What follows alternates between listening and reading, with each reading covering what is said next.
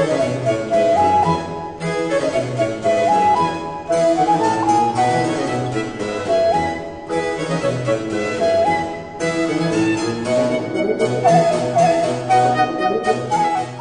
everyone, and welcome to my channel. My name is Juan.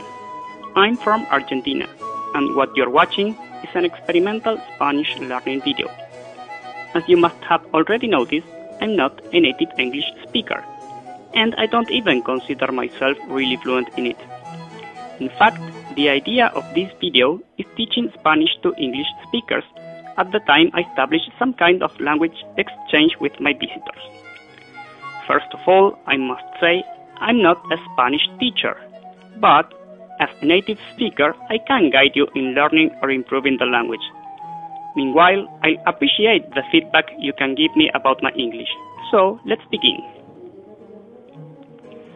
For those who have no idea about the language, I guess the most appropriate topics to start with are the most basic parts of a normal conversation, as they are introductions, presentaciones, greetings, saludos, expressions of feeling, sentimientos, or mood, estados de ánimo, etc.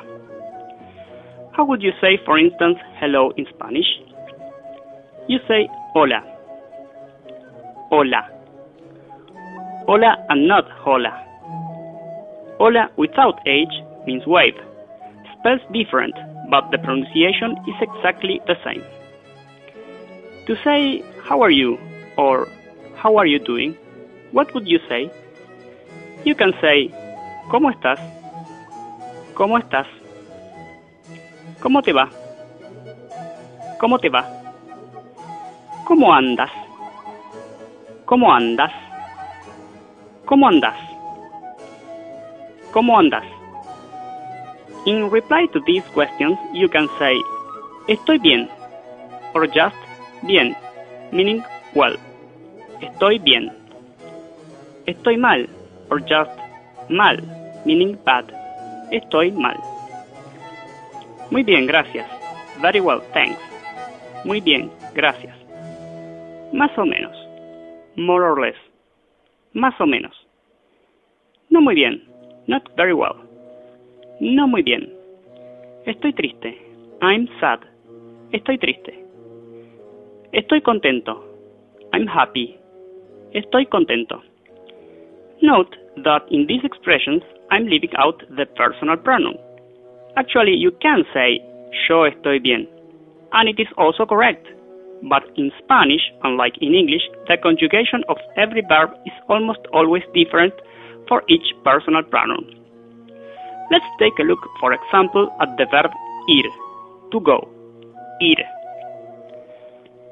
Yo voy. Tú vas, or vos vas. Él, ella, or esto va. Nosotros, or nosotras, vamos. Vosotros, or vosotras, vais. Or ustedes van. Ellos, or ellas van. That's why you can leave out the pronoun in most of the cases. There are, although, some cases in which the conjugation is the same, like in the case of ustedes van and ellos or ellas van. And you might prefer to use the pronoun in order to make it clear which group of people you are talking about.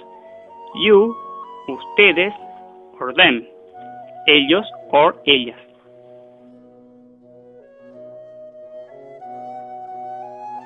If I want to say in Spanish, my name is Juan, I can say, mi nombre es Juan, or me llamo Juan. Like in English, there are many ways of expressing the same idea. But let's come back to these phrases for a while. Me llamo Juan and ¿cómo te va?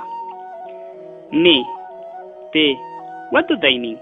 Well, me, te, le, la, lo, nos, se, los, and las, I hope I'm not forgetting any of them, are forms of the pronoun we use all the time in Spanish.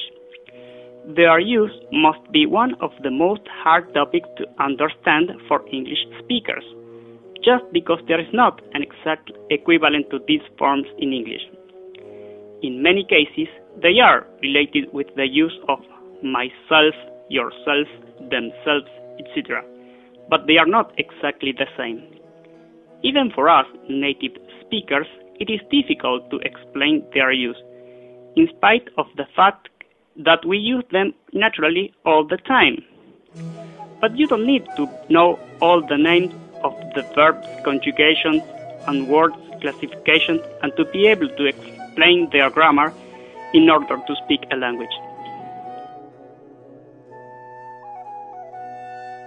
That's why I think the best way of learning how to use them, as well as all of the other topics, is by reading, listening, practicing, and asking for correction in order to acquire a natural use of the language, instead of studying and memorizing grammar rules and technical names as pretérito pluscuamperfecto, for instance, a Spanish tense.